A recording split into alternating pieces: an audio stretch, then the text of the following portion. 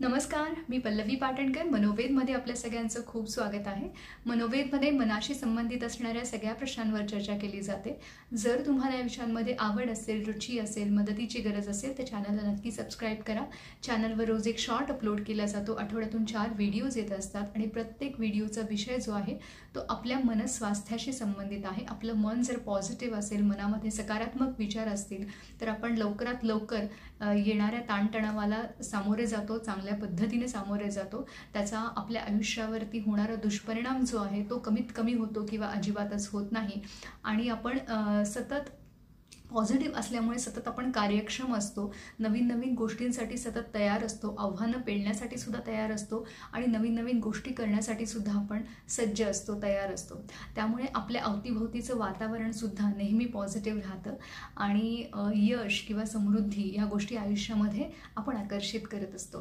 तर असे वेगवेगळे विषय आहेत ज्याच्यामध्ये स्ट्रेस मॅनेजमेंट आहे, अँगर मॅनेजमेंट आहे, आपण मन शांत करण्यासाठी जी वेगवेगळे रिलॅक्सेशन टेक्निक्स वापरतो त्याच्यावरचे व्हिडिओज आहेत, ग्रॅटिट्यूड, कृतज्ञतेची भावना कशी व्यक्त करावी, आपल्या मनातले विचार कसे मोकळे करावेत, जर्नलिंग कसं करावं, असे बरेचसे विषय आहेत ज्या सगळ्याच्या लिंक्स नेहमी डिस्क्रिप्शन बॉक्समध्ये मिळत असतात आणि तुम्हाला तिथून ते व्हिडिओज बघून त्याचा उपयोग करून घेता येऊ शकेल. फक्त व्हिडिओजमधली जी काही माहिती आहे त्या माहितीच्या नोट्स काढून त्याच्यावरती थोडा अभ्यास करून किंवा त्याची पुन्हा पुन्हा उजळणी करून पुन्हा पुन्हा ते ऐकून वाचून त्याची प्रॅक्टिस आपल्याला करायची आहे रोजच्या आयुष्यामध्ये, जेणेकरून तुम्हाला त्याचा फायदा होऊ शकेल. तर आज आपण जे बोलणार आहोत, आपला जो स्ट्रेस आहे, आपली जी नेगेटिव्हिटी आहे ती आपल्याला दुसऱ्यांच्या तुलनेमध्ये खूप जास्त का वाटायला लागते. आपल्याला असं का वाटतं की आपलं हे सगळं माझ्याच बाबतीत का घडतंय किंवा स्वतःचं दुःख आपल्याला इतकं मोठं का वाटायला लागतं. आणि आपण जी सतत तुलना करत राहतो इतरांशी, स्वतःच्या प्रॉब्लेम्सशी, दुसऱ्यांच्या प्रॉब्लेमशी आपण जी तुलना करत राहतो किंवा आपल्या स्वतःच्या सुखाशी दुसऱ्याच्या सुखाशी जी तुलना केली जाते त्याच्यावरती आज आपण बोलणार आहोत. आणि व्हिडिओ शेवटपर्यंत बघा, जेणेकरून छोट्या छोट्या गोष्टी ज्या आहेत त्या आपल्याला क्लिअर होऊन जातील की ज्या अनावधानाने आपल्याकडून होतात, नकळतपणे होत असतात आणि त्या दूर करण्यासाठी आपण काय करू शकतो किंवा कशा पद्धतीने आपण जर जागरूक राहिलो तर आपण त्याच्यावरती विचार करू शकू आणि त्या गोष्टींमध्ये आवर्जून आपण बदल करू शकू. ह्यासाठी आज आपण बोलणार आहोत.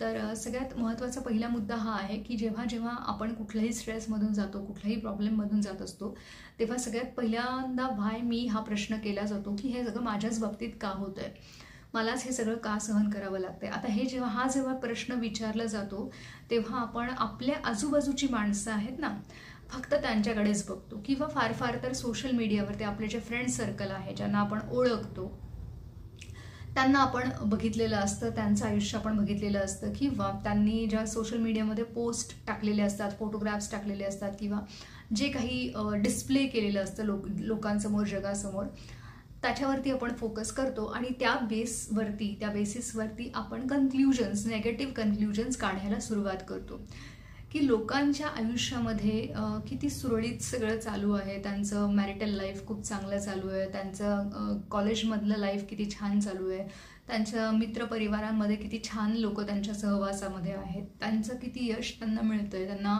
किती मोठ्या प्रमाणात त्यांना सक्सेस मिळतं आहे, तर त्यांची आर्थिक प्रमाणामध्ये किती प्रगती होते किंवा त्यांना त्यांच्या घरच्यांचा किती जास्त सपोर्ट आहे वगैरे वगैरे. तर आयुष्याच्या वेगवेगळ्या अंगांच्या बाबतीत, वेगवेगळ्या ॲस्पेक्ट्सच्या बाबतीमध्ये आपण आपली तुलना त्या माणसांशी करतो ज्यांना आपण खूप जास्त ओळखत नाही आहोत, पण ज्यांचं आयुष्य आपल्याला जे वरकरणी दिसतं आहे किंवा जे सोशल मीडियावरती आपण बघितलेलं आहे किंवा जरी सोशल मीडिया नसेल तरी नुसतं आपण चालता बोलता जे एकमेकांशी वरकरणी जे जुजबी बोलतो, जे खूप वरवरचं असतं, जे आपल्याला पर्सनल गोष्टी माहिती नसतात, पण जे काही आपल्याला दिसतं आणि जे काही आपण समजून घेतो त्या बेसवरती आपण लगेचच तर्क काढायला लागतो की त्यांचं आयुष्य म्हणजे ना खूप प्रॉब्लेम फ्री आहे, त्यांच्या आयुष्यामध्ये ना कसलाच प्रॉब्लेम नाही आहे, ते कायम हसत असतात, कायम छान बोलत असतात आणि सगळं काही दुःख जे आहे ना ते माझ्याच वाट्याला का आलं आहे, माझ्याच आयुष्यामध्ये ही अशी माणसं का आहेत,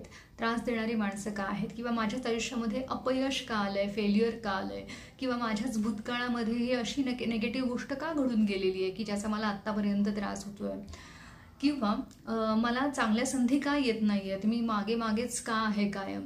तर हे सतत आपण जे काही बोलतोय ना स्वतःशी, स्वतःला जे काही मेसेजेस आपण देतोय ते आपण कुठल्या बेसवरती देतो आहोत, की जे आपण लोकांचं वरकरणी बघितलेलं आहे, जे आपल्याला दिसतंय फक्त त्याच्यावरती आपण ते काढलेले कन्क्ल्युजन्स आहेत.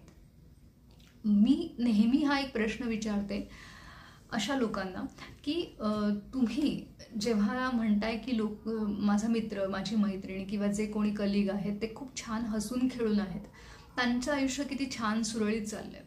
आता तुम्हाला जो काही हा प्रॉब्लेम आहे, हा प्रॉब्लेम तुम्ही जगासमोर मांडायला जाता का?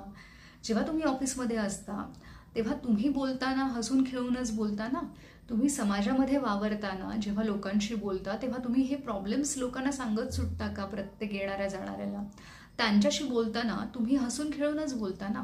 तर तसंच, अगदी तसंच जेव्हा लोक तुमच्याशी बोलतात तेव्हा ती सुद्धा बोलताना हसून खेळूनच बोलणार आहेत. जर त्यांच्या आयुष्यात काही प्रॉब्लेम्स असतील तर ते त्यांच्या चेहऱ्यावरती लिहिलं जाणार आहे का? किंवा ते दिसणार आहे का? किंवा ते येता जाता सगळ्यांना सांगत बसणार आहेत का?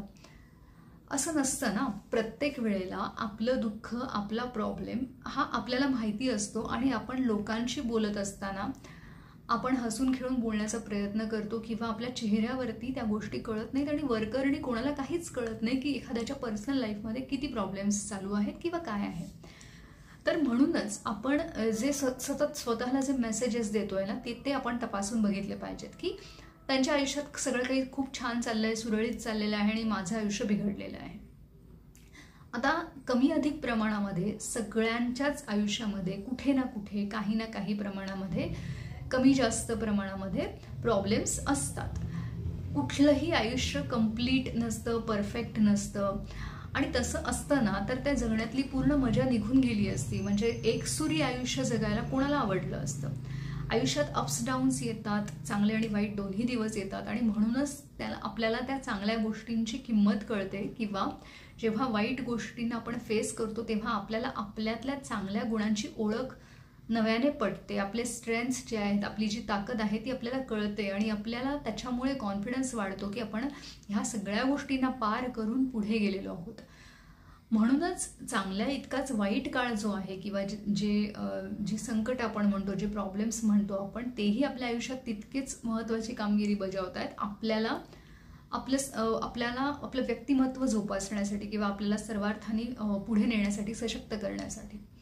तर म्हणूनच आपण जर त्यांच्याकडे नेगेटिव्ह गोष्टी अर्थाने बघितलं की माझे प्रॉब्लेम्स म्हणजे खूप मोठे प्रॉब्लेम्स आहेत आणि ते कधी न सुटणारे प्रॉब्लेम्स आहेत किंवा लोकांच्या आयुष्यात छान चालू आणि माझं आयुष्य बिघडलेलं आहे, हे सगळ्यात पहिलं वाक्य जर आपण बंद केलं ना आणि तिथे आपण स्वतःला जर सांगायला सुरुवात केली की जसं मी लोकांशी बोलत असताना माझे प्रॉब्लेम्स लोकांना कळणार नाहीत, तसंच लोक माझ्याशी बोलत असताना त्यांच्या आयुष्यात काय चाललंय हे मला कळणार नाही. त्यामुळे जे मला दिसतंय नुसतं त्या बेसवरती मी चुकीचे अर्थ काढणं बंद करेन. आणि एक गोष्ट मी स्वतःला सांगेन की सगळ्यांच्याच आयुष्यात थोड्याफार फरकाने काही ना काही प्रॉब्लेम्स असतात.